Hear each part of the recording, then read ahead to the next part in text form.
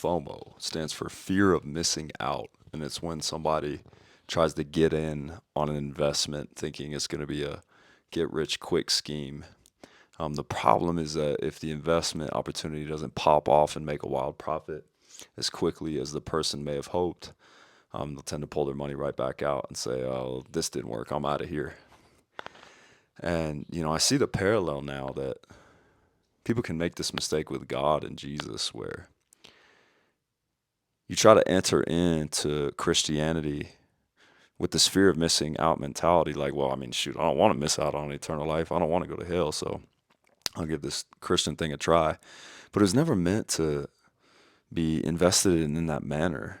And in fact, it's not something that can be bought at all. It's not about what you invest in Him. It's about what Jesus and God has invested in us, in you. He's the one who invested everything so that we can receive the gift of knowing Him. It's a gift to know God. However, to build a relationship with God that can actually last a lifetime is a lifelong investment. So even though you can't earn a relationship with God, it's just something that God extends His hand to you and says, even though you're imperfect, even though you're unholy, even though you're a sinner, I want to know you. Let me change your life. Let me transform you. You didn't earn it. You just say, okay, I believe. I believe God. Now what? Well, from that point forward, it is a lifelong investment.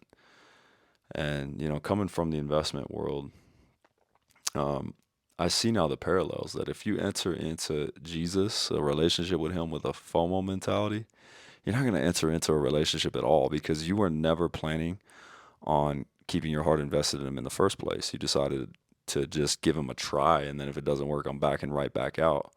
It's not like that. When you come to Christ, you just decide that He's real. You believe that He really was God in the flesh 2,000 years ago, but even though He died, He rose again. And He was indeed God, and so you can know Him now. And when I came to true faith in that, couldn't unsee it. There was no I was like, there is no opportunity to not believe it now. So we don't want to get FOMO about our relationship with God. If anything, we want to learn to accept that knowing Him, it's a lifelong investment.